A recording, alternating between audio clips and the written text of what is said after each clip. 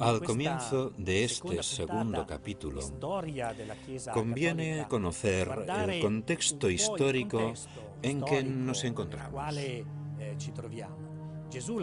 Hemos visto en el capítulo anterior que Jesús murió hace algunos años y ha resucitado. Y este es el anuncio más importante. Los discípulos ahora están diseminados por todo el mundo para llevar este anuncio de salvación, este mensaje de esperanza y de paz. Están en un mundo que les acoge como si estuviera necesitado de su mensaje, como si lo estuvieran esperando. Y a través de las calzadas que los romanos habían construido, se desplazan por todo el imperio, del sur al norte de Italia y más allá de los Alpes, llevando el mensaje del amor.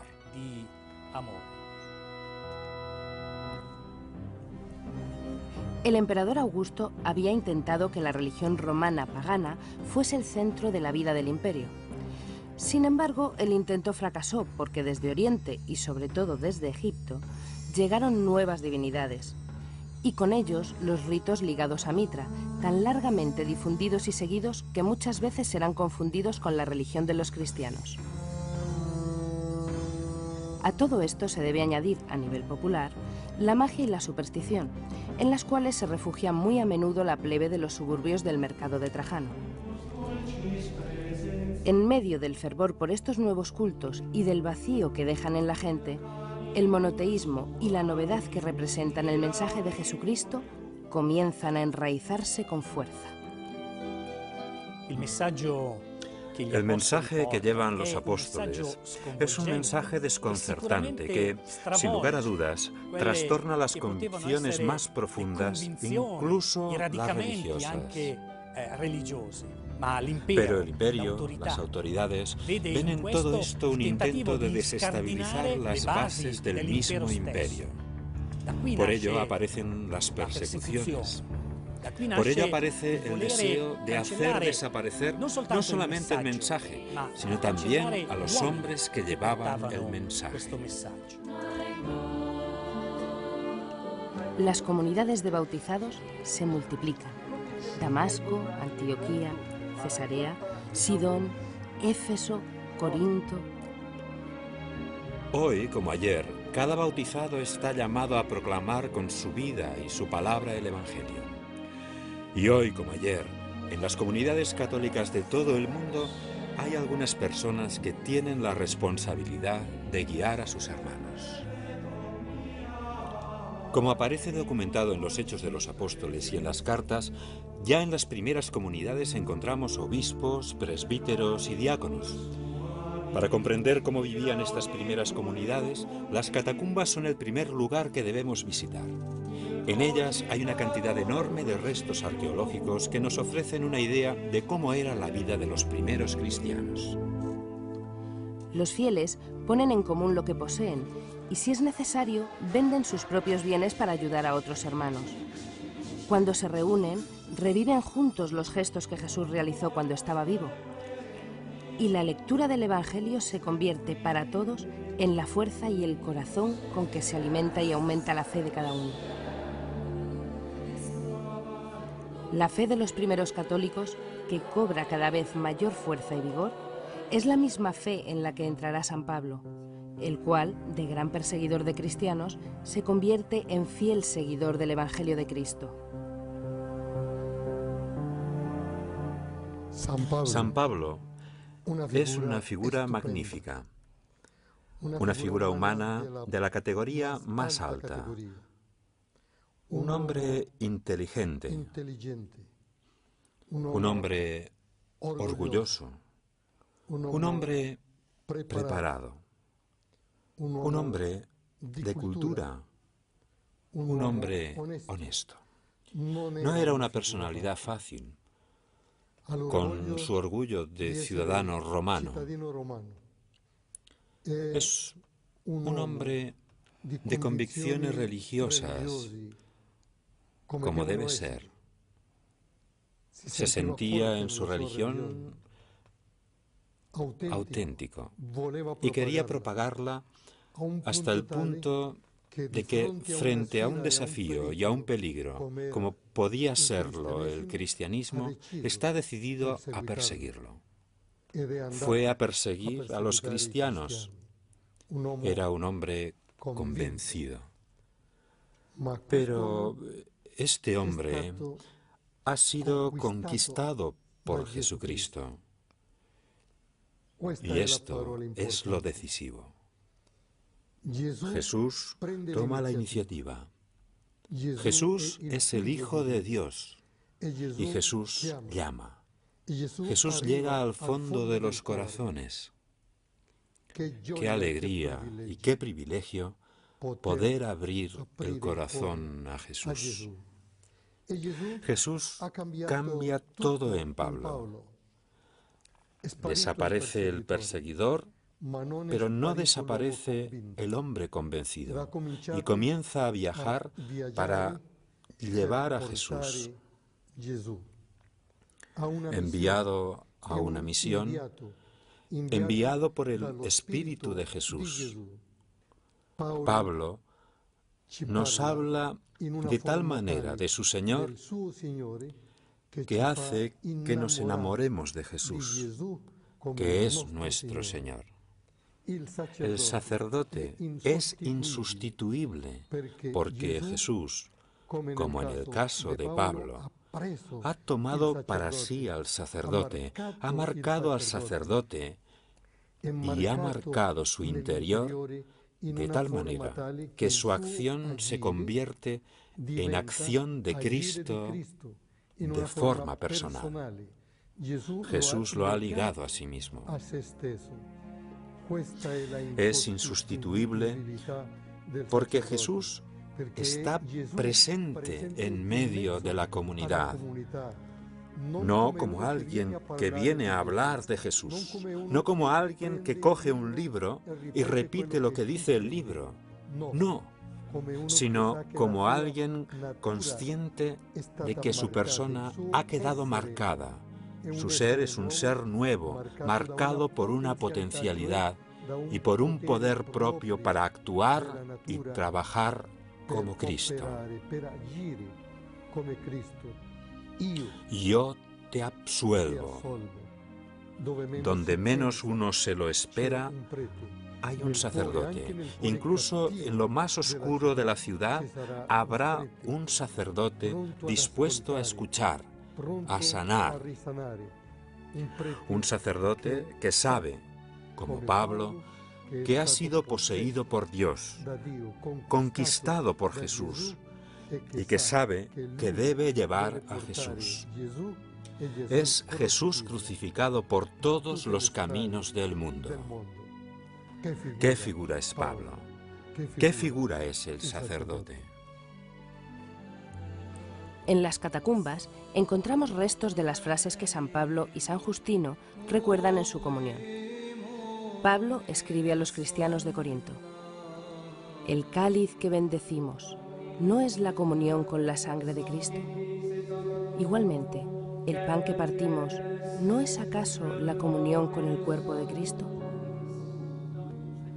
Un siglo más tarde, Justino, filósofo y mártir, escribirá: este alimento nos llega con el nombre de Eucaristía, y nadie lo debe consumir sin creer en nuestra doctrina y sin vivir como Jesucristo ha ordenado. Para seguir con nuestro relato, es importante hacer una parada en una fecha concreta, el año 51 después de Cristo, fecha fundamental para la historia de los católicos. En ella tiene lugar una de las reuniones más importantes entre los primeros católicos. Es entonces cuando se va a decidir si los nuevos conversos han de circuncidarse o no. Y precisamente es dentro de la dinámica del diálogo donde los cristianos logran superar incluso las crisis internas. Logran superar también este delicado momento de su vida interna y, como nos dice San Pablo, no hay que imponer la ley de Moisés a los paganos que se conviertan, precisamente porque la conversión es el lugar donde se acoge al hermano que se acerca.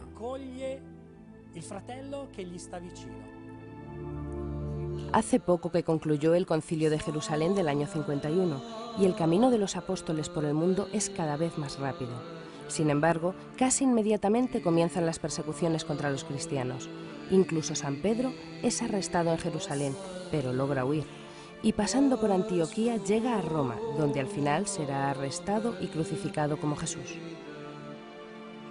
Pedro, San Pedro, será sepultado donde hoy se erige la Basílica de San Pedro.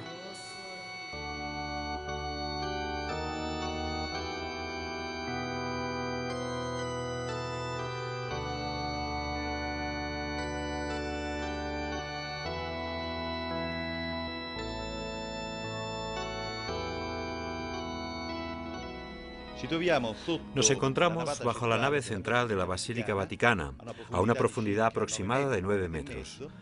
Casi 9 metros y medio respecto a la estatua de bronce de San Pedro. Y estamos recorriendo un antiguo camino que conduce a la tumba del Príncipe de los Apóstoles. Un camino que hoy está en un ambiente subterráneo, pero que hace 1600 años estaba bajo la luz del sol. Dentro de estos edificios encontramos tumbas paganas y sepulturas cristianas. Son sepulturas que atestiguan la implantación del cristianismo durante los primeros siglos del imperio. Siguiendo este camino a través de la necrópolis vaticana, llegamos junto a la tumba de San Pedro. Un lugar importantísimo que se encuentra justo debajo del baldaquino de Bernini. Aquí podemos ver los restos de la construcción que se realizó en el siglo II sobre la humilde tumba de San Pedro. En el lado opuesto no se ve la pequeña columna del lado norte de la construcción del siglo II, sino el célebre y famosísimo muro de grafitis. Una pared que se conoce con ese nombre porque está literalmente cubierta por grafitis cristianos, escritos en latín, que atestiguan una gran devoción entre el final del siglo III y principios del siglo IV por la tumba de San Pedro. Los resultados de las excavaciones arqueológicas del siglo pasado y, sobre todo, la increíble sucesión de monumentos que aquí se pueden ver, constituyen, junto con la presencia de la Basílica Constantiniana en este lugar, un testimonio elocuente de la existencia aquí de la tumba del Príncipe de los Apóstoles.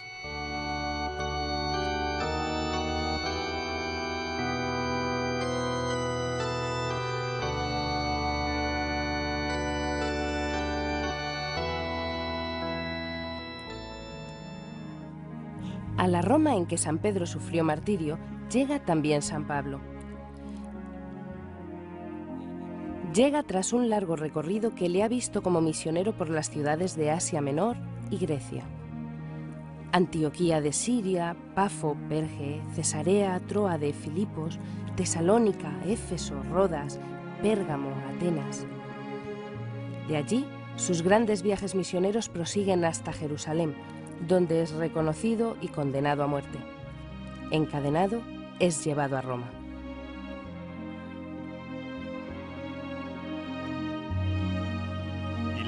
El ambiente que se respiraba en Roma en el primer siglo después de Cristo era el de una sociedad multirreligiosa.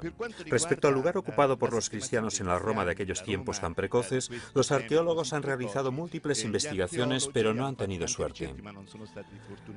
De todas formas, las fuentes son de gran ayuda. Los Hechos de los Apóstoles, las cartas paulinas y los primeros padres de la Iglesia.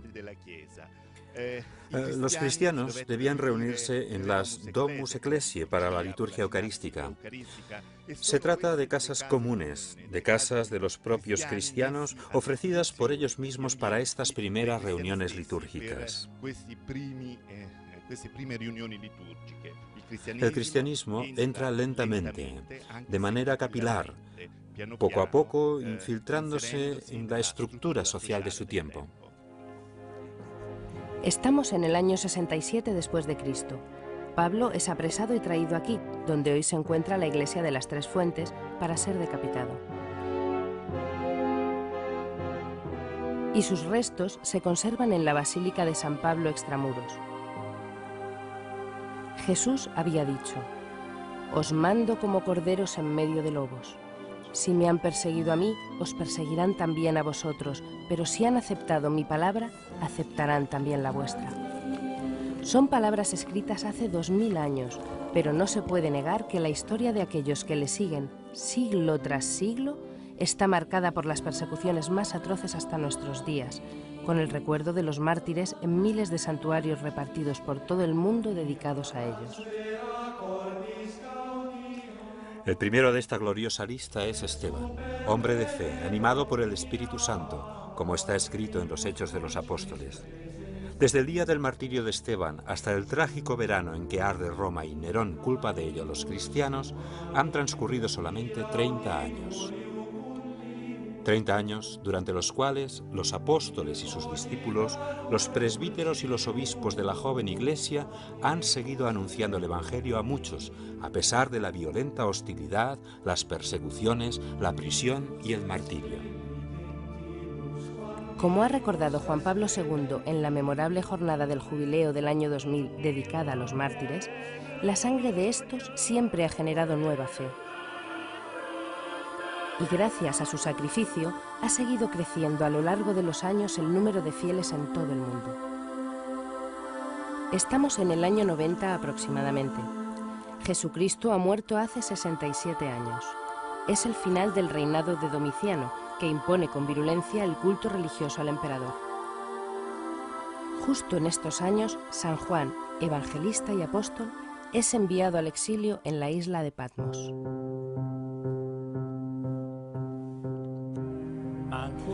Sin embargo, durante otros 40 años, con los gobiernos de Trajano y Adriano, siguen las persecuciones. En el Coliseo, uno de los monumentos más espectaculares de Roma, se consuma la mayor tragedia para los cristianos. Como ejemplo, el obispo Ignacio es martirizado en el año 115, pero con una visión diferente. No es un sufrimiento que causa dolor, sino que en sus cartas escribe a la comunidad de cristianos: «Quiero ser molido entre los dientes de los leones como el trigo, para convertirme en único pan, para convertirme en un único cuerpo con el Señor». Para el cristiano, el martirio no es algo buscado, pero tampoco es rechazado. Se acepta como participación en el gran misterio de la salvación. Precisamente aquí, en el Coliseo, la Iglesia de Roma recorre cada Viernes Santo el Vía Crucis, recordando la sangre vertida por Cristo y la que vertieron los miles de mártires en este recinto, corderos llevados al matadero, inocentes destrozados por la furia de los hombres. Entre los años 193 y 211, con el emperador Septimio Severo, comienza un periodo de tolerancia.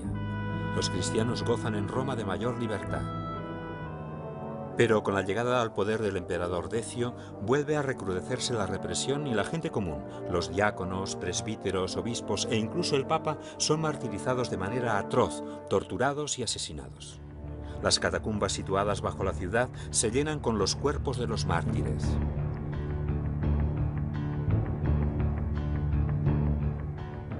Pero no solo en Roma. También en otras grandes ciudades como Alejandría, Cartago y Esmirna se persigue a los cristianos. En las mismas catacumbas que ven la muerte de miles de fieles, el Papa Sixto II es decapitado. Es el 6 de agosto del año 258.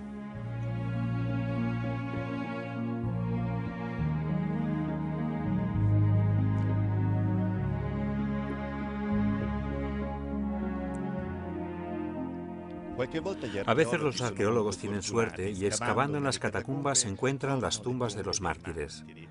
A mediados del siglo XIX, el gran arqueólogo romano Giovanni Battista de Rossi comenzó aquí su gran aventura arqueológica.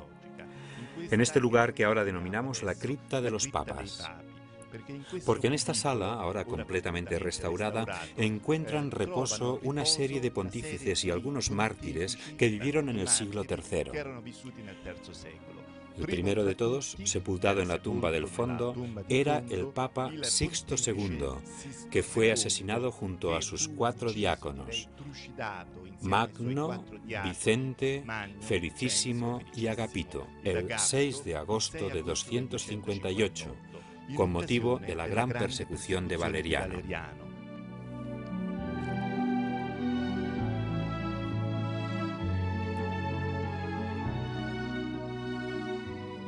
La historia de la Iglesia, tanto hoy como ayer, se alimenta continuamente con el sacrificio de sus mártires. Y como veremos en el tercer capítulo, disfrutará de una época de paz con la llegada al trono de Roma del emperador Constantino, el cual aplicará la tolerancia y sabrá dar a la nueva religión cristiana el reconocimiento que merece.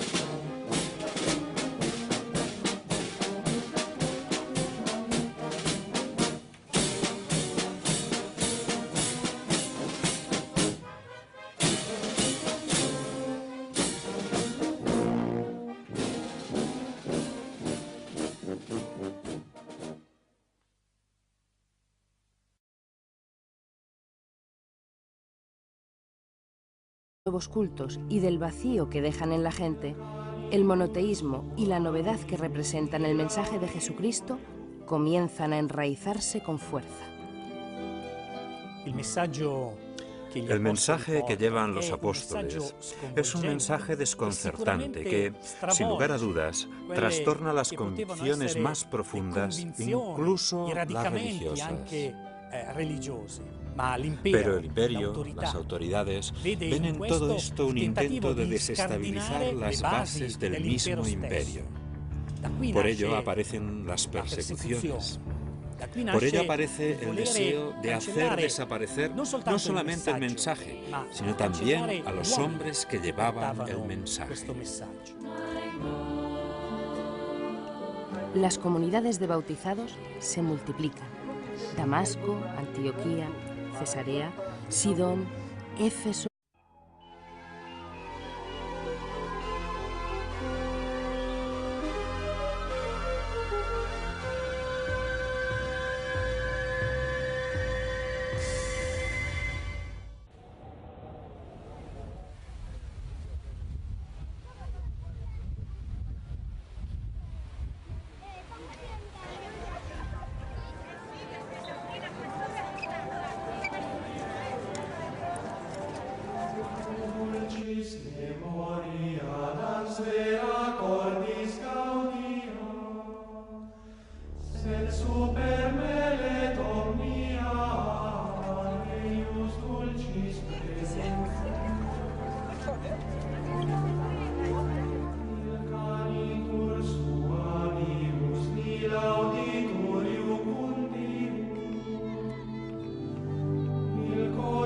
Esperando.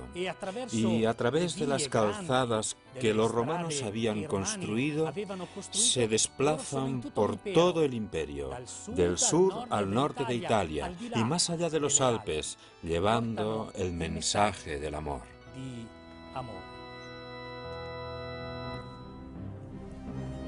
El emperador Augusto había intentado que la religión romana pagana fuese el centro de la vida del imperio. Sin embargo, el intento fracasó porque desde Oriente y sobre todo desde Egipto llegaron nuevas divinidades y con ellos los ritos ligados a Mitra, tan largamente difundidos y seguidos que muchas veces serán confundidos con la religión de los cristianos. A todo esto se debe añadir, a nivel popular, la magia y la superstición, en las cuales se refugia muy a menudo la plebe de los suburbios del mercado de Trajano. En medio del fervor por estos nuevos...